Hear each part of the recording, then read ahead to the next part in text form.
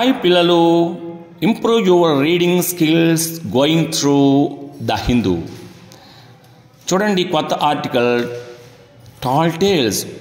చాలా బాగుంది కదా. టాల్ టేల్స్ పొడుగైన కథలు above building stories. Towering over cities and transforming skylines, skyscrapers are marvels of modern architecture. Modern ఆర్కిటెక్చర్కి ఈ స్కైస్క్రాపర్స్ అంటే ఏంటి? ఆకాశాన్ని అంటేటువంటి ఆకాశ హర్మ్యాలు మార్వెల్స్ అంటే అద్భుతాలుగా నిలుస్తాయి. How high do you think world's first skyscraper was? మొట్టమొదటి ఆకాశ హర్మ్యం, ప్రపంచంలో మొట్టమొదటి ఆకాశ హర్మ్యం ఎంత ఎత్తైందో నీకు తెలుసా? The tallest skyscraper today is the Burj Khalifa in Dubai, which is whopping 163 floors high. WHOPPING, whopping అంటే ఎక్స్ట్రీమ్లీ హై. ఇందులో బుర్జ్ ఖలీఫా అనేటువంటిది దుబాయ్లో ఉంది.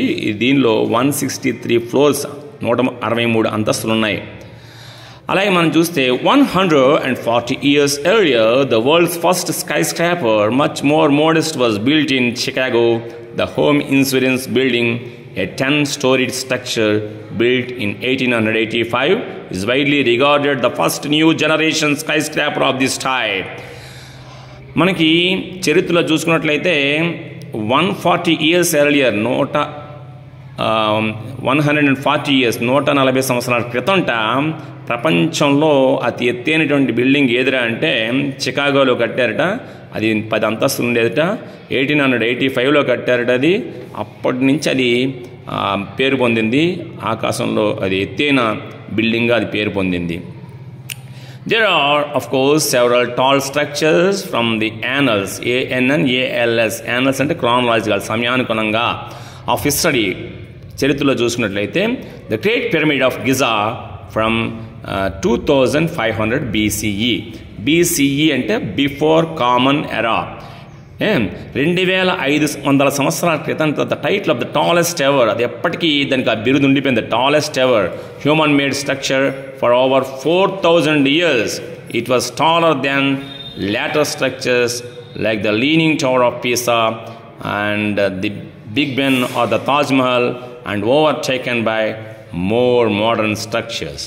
ఇది ఇక్కడ మనకి గ్రేట్ పిరమిడ్ ఆఫ్ గిజా అనేటువంటిది చాలా ఎత్తైన టవర్గా దానికి బిరుదు పొందిందిట. అలాగే హ్యూమన్ మేడ్ స్ట్రక్చర్స్, అది 4000 సంవత్సరాల వరకు కూడా దాని పేరు చెక్కు చదవలేదుట. తర్వాత పిసా టవరు, బిగ్ బెన్, ఇవన్నీ కూడా క్రమానుగతంగా వచ్చాయి. అలాగా వావి తర్వాత స్థానాల్లో చేరుకున్నాయి. లింకన్ క్యాథడ్రల్, అది కూడా మంచి ఎత్తైనటువంటి బిల్డింగ్. ఈఫిల్ టవర్, అది కూడా చాలా ఎత్తైనటువంటిదే. చూడండి, game changes. Why are the home insurance building and other similar skyscrapers in Chicago considered milestones? సరే, ఇప్పుడు దీన్ని ఎందుకు ఎత్తైనటువంటి బిల్డింగ్గా దీన్ని పరిగణించారు?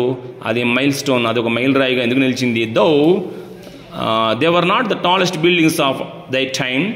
అవి ఆ రోజుల్లో వాటితో పోల్చుకుంటే అది ఎత్తైన బిల్డింగ్ కానప్పటికీ కూడా the difference lies in construction method. ఎక్కడంటే కన్స్ట్రక్షన్ మెథడ్లో డిఫరెన్స్ ఉండడం మూలంగా దీన్ని హైయెస్ట్ బిల్డింగ్గా దాన్ని కన్సిడర్ చేయడం జరిగింది. The sky scrapers at the turn off the 19th century used metal frame works to support the building. ఈ 19th century దీంట్లో టర్నింగ్లో ఈ బిల్డింగ్ ఫ్రేమ్ వర్క్స్ అన్నిటి కూడా ఈ సపోర్టింగ్ వాల్స్గా ఐరన్ ఫ్రేమ్, మెటల్ ఫ్రేమ్ వర్క్స్ని యూజ్ చేయడం జరిగింది. ఇంతకుముందు ఏంటంటే వాల్స్ని మాత్రమే యూజ్ చేసేవారు. Steel frame works and mass produced steel beams are regarded as revolutions in architecture. ఈ ఆర్కిటెక్చర్లో ఒక విప్లవాన్ని తీసుకొచ్చాయి. ఏమిటి? ఐరన్ బీమ్స్, ఐరన్ స్ట్రక్చర్తోని బీమ్స్ నిర్మించడం అనేటువంటిది ఒక కొత్త వరవడిని స్టార్ట్ చేసింది 19th century. అంతకుముందు కూడా ఈ బరువైన స్తంభాలు, రాతి స్తంభాలు వాటిని వాడేవారు. తర్వాత ఈ ఆర్కిటెక్చర్లో ఇంప్రూవ్మెంట్ జరిగి ఈ ఐరన్ని ఫ్రేమ్స్ని యూజ్ చేయడం జరిగిందన్నమాట. Allowing for much taller buildings with lower weights in traditional masonry. MASONRY masonry. Mason అంటే తాపి మేస్త్రి. మ్యాసనరీ అంటే భవన నిర్మాణంలో ఈ ట్రెడిషనల్ మ్యాసనరీ అంటే ఏంటి, సంప్రదాయ పద్ధతిలో జరిగినటువంటి భవన నిర్మాణానికి కొత్త వరవడి ఏర్పడిందన్నమాట. Walls carry the weight of the building, whereas in steel framed structures the walls are not loaded bearing.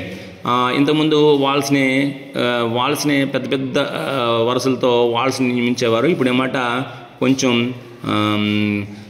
Iron ఫ్రేమ్స్తో పెద్ద పెద్ద బరువులు నిర్మించేలాగా చేశారు. They help in privacy, safety and protection from the elements, but they do not actually hold the building, which is why they are sometimes called curtain walls. కొన్నిసార్లు వాటిని curtain walls అంటారు కూడా వాటిని. This method continues to be used in high rise buildings still day. ఇలాగా ఈ method iron frame వర్క్తోని building నిలబెట్టేటువంటి, వాల్స్ని నిలబెట్టేటువంటి ఈ ట్రెడిషన్ అనేటువంటిది ఇలా కంటిన్యూ అవుతూనే వచ్చిందన్నమాట. Another difference in these buildings was their purpose. Unlike older buildings that were so tall for symbolic reasons and showing power, these multi-storied structures accommodated huge numbers of people in different levels. పాత రోజుల్లో పెద్ద పెద్ద బిల్డింగ్లు కట్టేవారు. వాళ్ళు ఉనికిని చాటుకోవడానికో, వాళ్ళ యొక్క symbolic reasons కోసము, వాళ్ళ శక్తి సామర్థ్యాన్ని చూపించుకోవడం కోసం కట్టేవారు. కానీ ఇప్పుడు మల్టీ స్టోరీడ్ బిల్డింగ్స్ అనేటువంటి ఈ స్ట్రక్చర్స్, ఈ వే ఆఫ్ కన్స్ట్రక్షన్ స్టార్ట్ అయిన తర్వాత చాలామంది దీంట్లో అకామిడేట్ అయ్యే అవకాశం విధంగా ఉందన్నమాట. Along with these come other innovations, కూడా నూతన వరవడం అన్నమాట స్టార్ట్ అయింది. To meet these new needs, high-speed elevators and advancements in air conditioning, lighting and maintenance. అంతేకాదు ఈ కొత్త బిల్డింగ్ విధానంలో మరి అంతా కూడా స్ట్రక్చర్స్ అన్నీ మారే. హై స్పీడ్ ఎలివేటర్స్, మంచి మంచి లిఫ్ట్లు పెట్టడం జరిగింది, అడ్వాన్స్మెంట్స్ వచ్చాయి, ఎయిర్ కండిషనింగ్ పెట్టడం జరిగింది, లైట్నింగ్ అవనివ్వండి, మెయింటెనెన్స్ అవనివ్వండి, అన్నీ కూడా మోడర్న్ టెక్నాలజీ అలా కాలానుగతంగా మారుతూనే ఉంది. New York soon became the site for many grander sky scrapers.